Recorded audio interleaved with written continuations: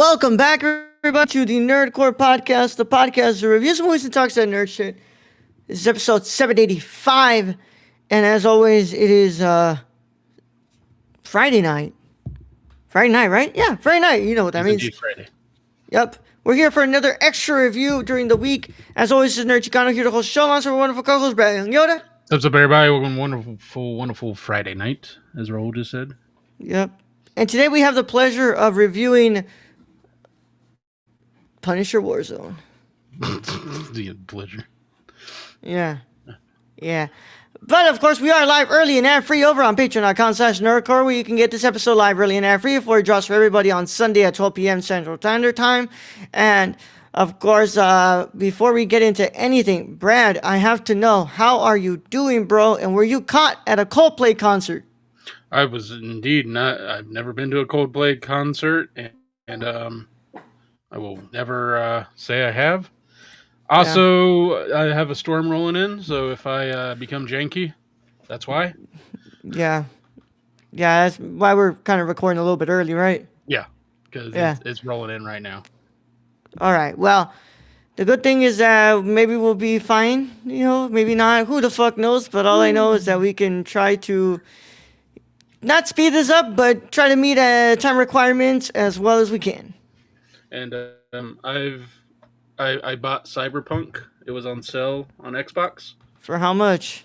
So for the game and the extra content, whatever the added game to that is, it was $40.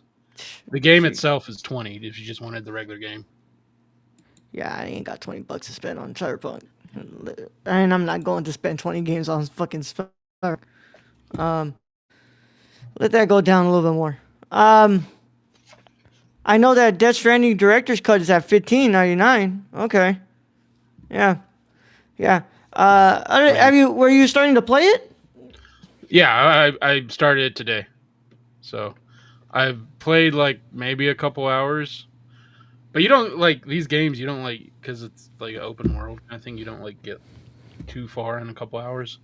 I did manage to get a katana.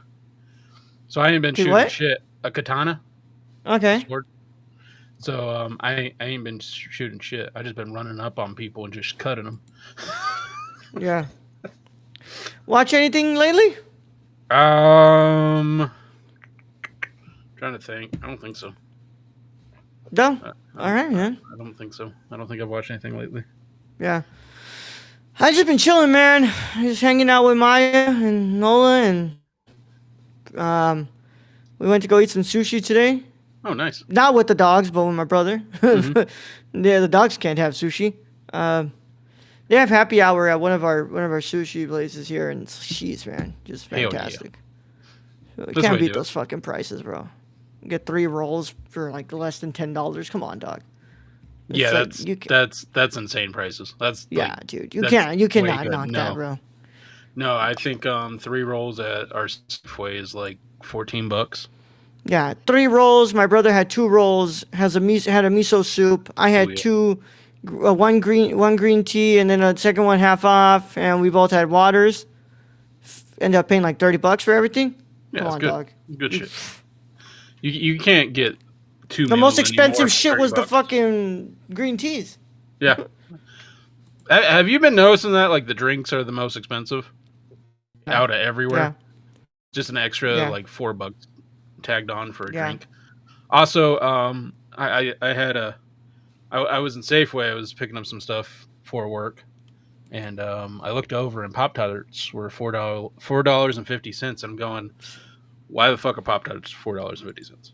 Yeah, good thing I don't eat that bullshit, bro. There's no way I would pay $4.50 for Pop-Tarts. Pop-Tarts are not that good to be paying $4.50 for, bro. No. But you know what, man? We just keep winning, right?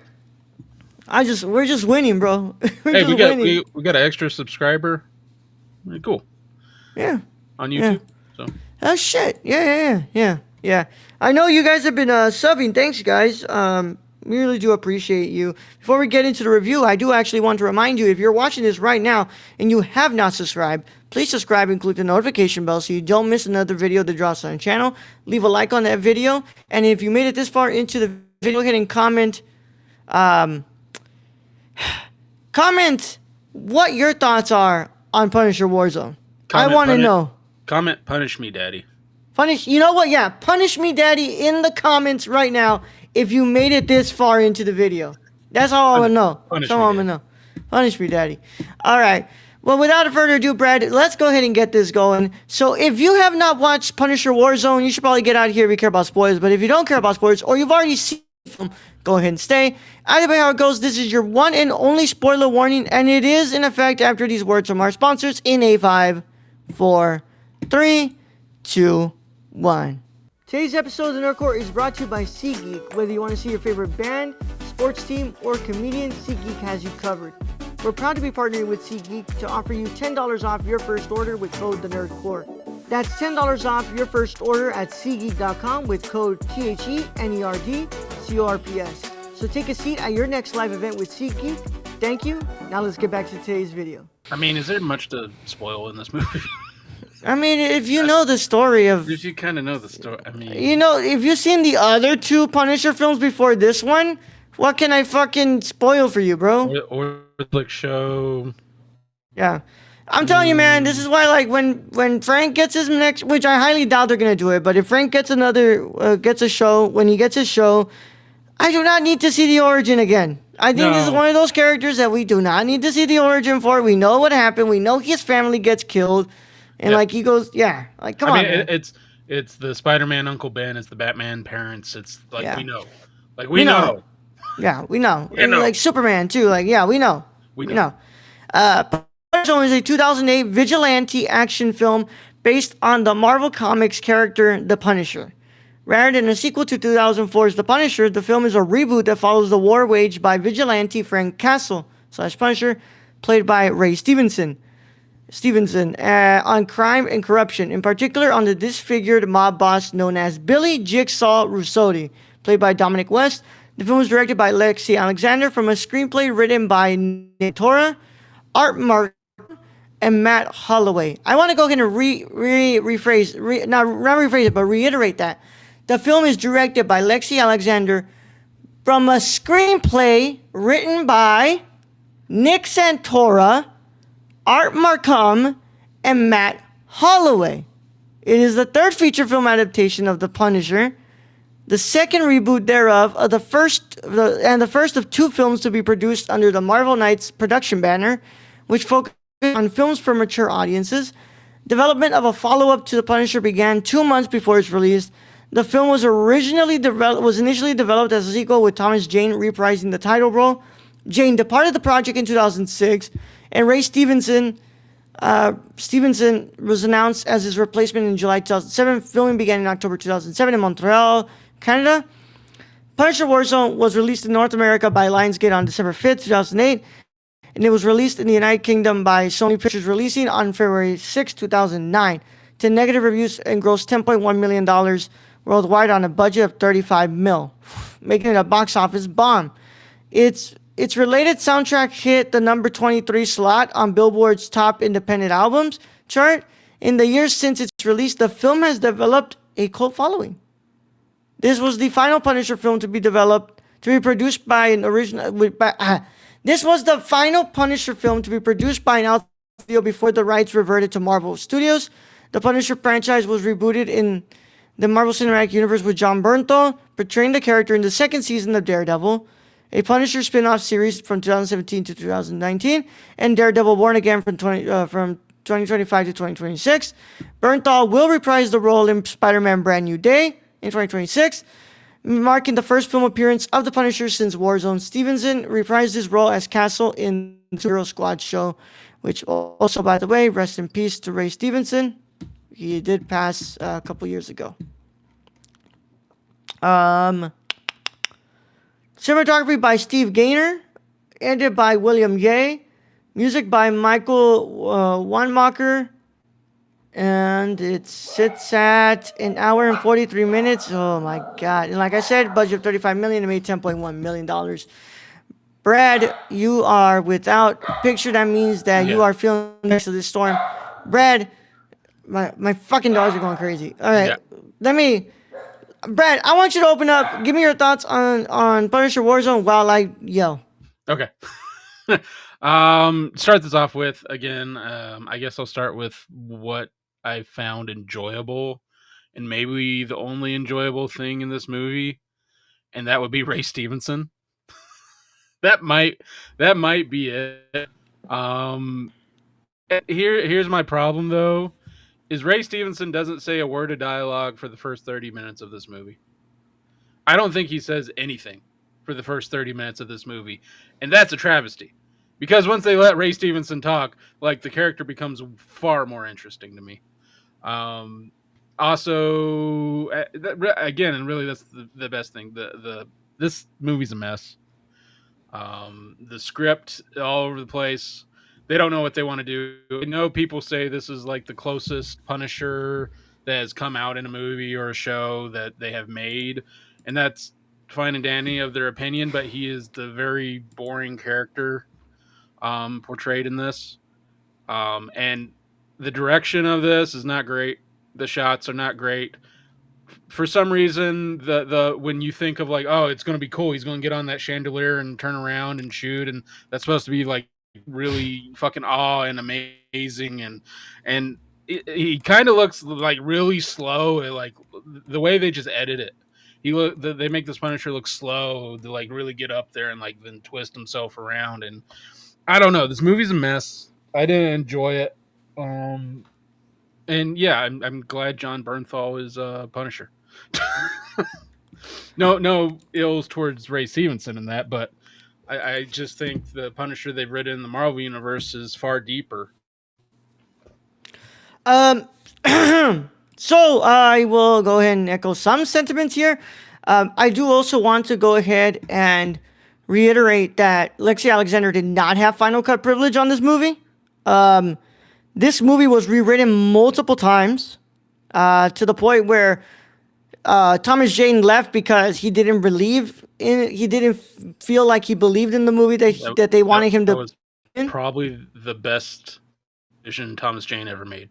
Yeah, yeah. So like, to say that this movie had a rocky road to get made, I mean, is an understatement. You also had a fucking worker of one of the writers for The Shield at one point working on the script for this movie, and that fell apart. Well, you have two directors who wrote Iron Man that did this. Yeah. How? I mean, how do you get so far from that? Because Iron Man is like a great Marvel movie. It's the foundational Marvel movie that the Marvel universe was built off of. Yeah. So I want to say, here are some things that I like. I like some of the shots in this movie. The scene where in the beginning where Punisher turns on that, what's it called, the flare. Cool. Dude, fucking awesome. Yeah, that was cool. Jeez. The scene where Jig gets fucking disfigured. Holy shit! One of the most brutal scenes in a Marvel movie ever, dude. Wow. Like, and then when they're fucking like looking at the aftermath and his face is all like fucked up, dude. Like, dude, I don't think that passes today, bro. Like, I don't think they do that today. At least on a movie. I mean, like that shit was left for fucking Netflix. I mean, there's something about Dominic West's voice though that just fucking grinds my gears. Yeah, I don't think Dominic is a good Jigsaw. Dominic West's voice is just fucking edgy. Yeah, I way prefer the Jigsaw we got in the Netflix series. Yeah. I do not like the Jigsaw in this movie.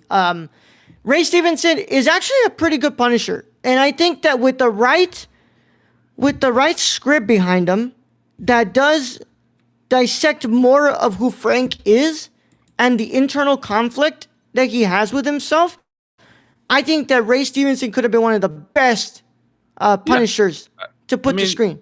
Ray Stevenson has the acting chops for it. And like I said, the worst travesty of this is for 30 minutes, there's no dialogue from the Punisher. Yeah. There's like none. I don't think there is any. Because when he finally spoke, I'm like, oh shit, he is going to speak in this movie. Yeah. And, you know, it's just, I think that, you know, there's obviously a vision here but it's a vision that's like it's conflicting with a script that was passed around a lot and was rewritten, and by the time it makes it to the hands of Lexi Alexander, she's trying her best to interpret it, and she's trying her best to have some stylism with it, but it's like, how do you do that when the script is just really difficult to work with? And it does sound like the studio had their fingers in this too. Ooh, yeah. And 9 times out of 10, if the studio puts their hands in something, they're gonna make it worse.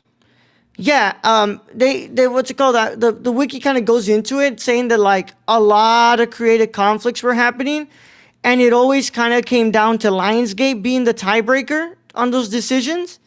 And it says that like, yeah, like they just never went the way that it should have gone creatively.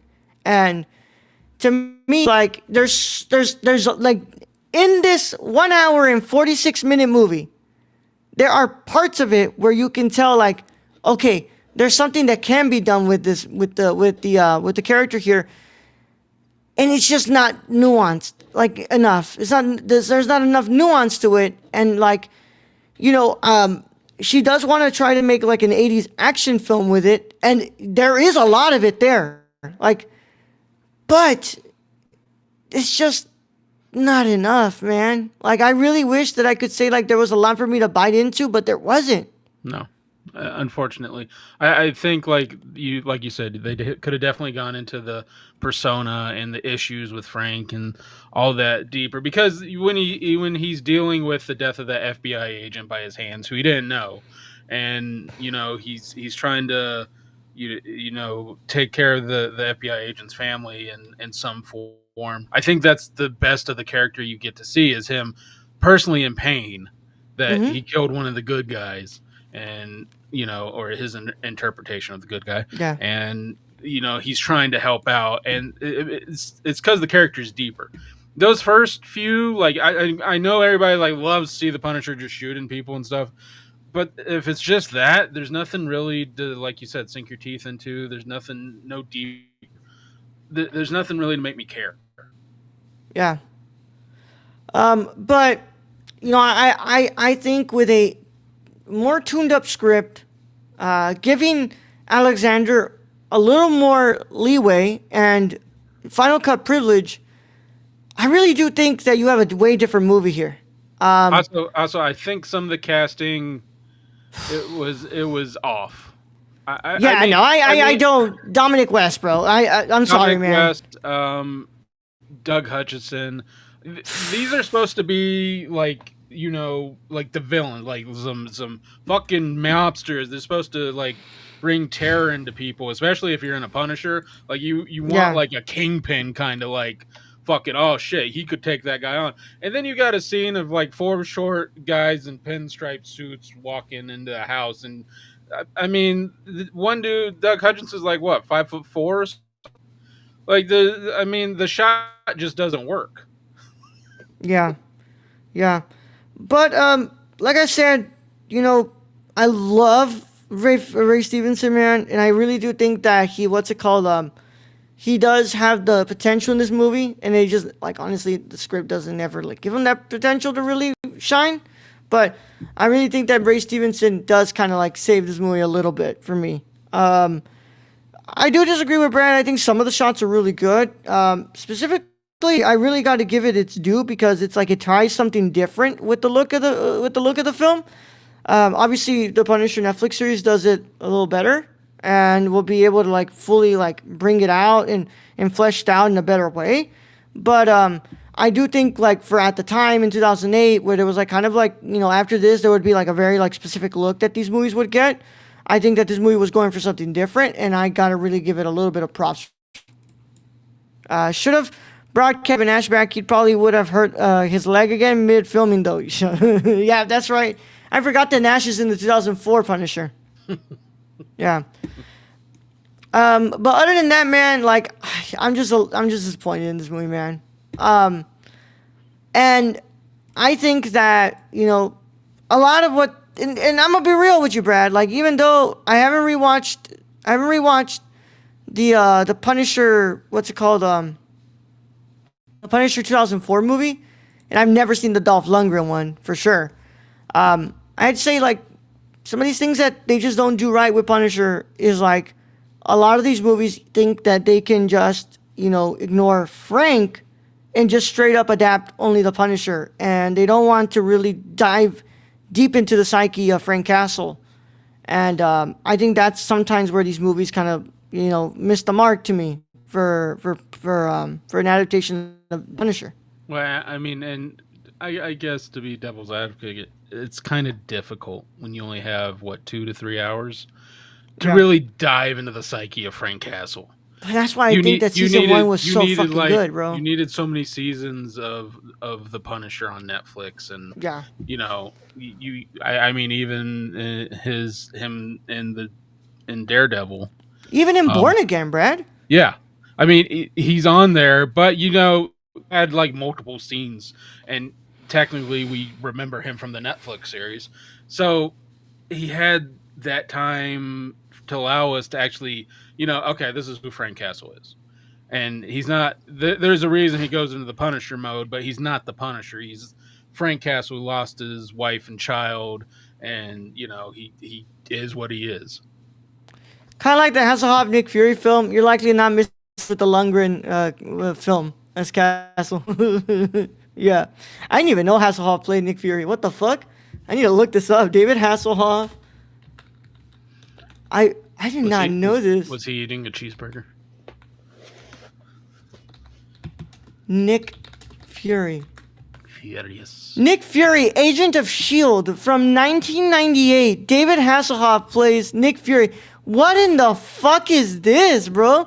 It's a TV movie. Did he have the eye patch? Yes. This is a TV movie, Brad. It premiered on Fox back in May 26th of 1998. What is this, bro? On a budget of $6 million. Oh, I need to watch this. What the fuck? I can't imagine like anybody being Nick Fury or Jackson though. Like it's crazy. I mean, I do gotta say, I did kind of like the humor. Of Inky, like the ending of Inky and Pitsy. Yeah, like the ending's like Frank, like the father and son. Yeah, like that duo. That was kind of fun. I like the ending where Frank, and then buzz. Yeah. But Brad, sadly, we do have to give our final verdict here, and I will go ahead and be very honest about my final verdict. I'm going to go ahead and slap a 3.5 out of 10 to Punisher Warzone. Brad, what's your final verdict? I'm trying to figure out if I hated this movie more than you. I think I did. I'm just going to give it a 3. Okay. All right, look, Brad. I notoriously gave Venom maybe like a 1.5, so it could always be worse. It has not gotten into Venom territory yet. Yeah. I mean, I would prefer this over Venom. I prefer Fantastic Four that we watched over Venom. I will rewatch Fantastic Four again. Like if you laid out two Blu-rays in front of me, one of them is Venom and one of them is Fantastic Four. I will say, how many times do you want me to watch Fantastic Four today? And that'll be the amount of times I'll watch Fantastic Four, bro. I just don't know how you fuck up Venom. I've been asked that since 2017, Brad, and I don't know how. How do you fuck up Venom? How do you fuck up Carnage? Like the coolest villains in Spider-Man. Sorry, yeah, I don't get it. I don't get it either, Brad. Stacy says, there's always worse. Looking at you, Morbius. I will not watch Morbius. I'm good. Still have not seen it. I will not watch it. I don't. I don't need to, and I don't care to. I might get really drunk one night and accidentally turn it on, but I'll probably fall asleep. Yeah, like I said, I don't need to, and I don't care to. Brad has never said, hey, man, I think we are running out of movies to review. Why don't we review Morbius? There will always be more movies for us to review. There will be so many above that. I mean, like Sinners. We need to review Sinners. Yeah. Imagine if I put Sinners behind to review behind Morbius. I think we should just stop the show then. You At know, that like rate. we have filmographies from multiple directors that we have not covered. We Yeah. have everything that's remaining from Mitsuguchi. We have so much we have so much Yasujiro Ozu films to cover Mhm. that we haven't covered. For God's sake, we haven't even finished Fellini yet. I mean, And you honestly, expect me to fucking review Morbius at some point? honestly, I'd rather go through every Hitchcock movie before I watch Morbius. Yeah, bro. I'm good, dog. I'm good. I don't think I will ever. I know. I'm not. I'm not calling you out, Stacy. Stacey. I'm mostly saying like to anybody who even thinks that we should cover Morbius. I'm really good off that. There is no situation I would want to put myself through watching Morbius. Because look, half of the battle is watching it, and the other half is sitting here for 25 fucking minutes and reviewing it. Yeah, but Brad, that concludes Punisher Warzone. I hope you guys enjoyed that, and I hope you guys follow us on nerdcore.com, Twitter at nerdcore, and Score, Instagram at nerdcore, Letterboxd at nerdcore, TikTok at nerdcore, Patreon.com/nerdcore, Discord link is in the description below. And of course, if you're listening to us on your favorite podcast app of choice, make sure that you follow us and you leave a 5-star review. All of that helps us out so fucking much. And of course, thank you to our patrons. Without them, people like Stacy, we love you guys. We wouldn't be able to do any of this. Because you guys are amazing, we give you guys early access where you can chat with us just like Stacy did, right? Stacy is doing right now. And yeah, sometimes you might get invited onto stuff like Stacy's being invited right now. So, go and check out the Fargo watch along for the first episode we did from season 1. Maybe if you're on here, maybe you're on that tier, maybe you get invited to do some stuff with us too. So go and check that out. Tell them about our executive producer, Shane, Brad. You can follow our friend Shane at twitch.tv/XSR or on Twitter at thrifted.il, or go buy something from the Suppy God at dpop.com/Prison City Vintage. Yeah. And of course, we want to thank everybody.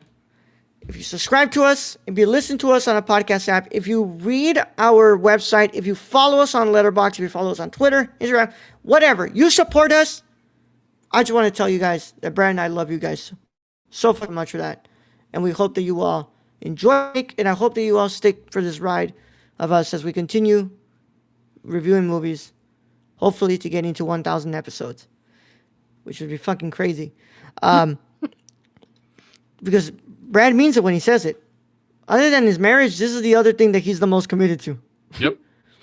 So, I hope you all enjoyed it. I hope you guys had a great time.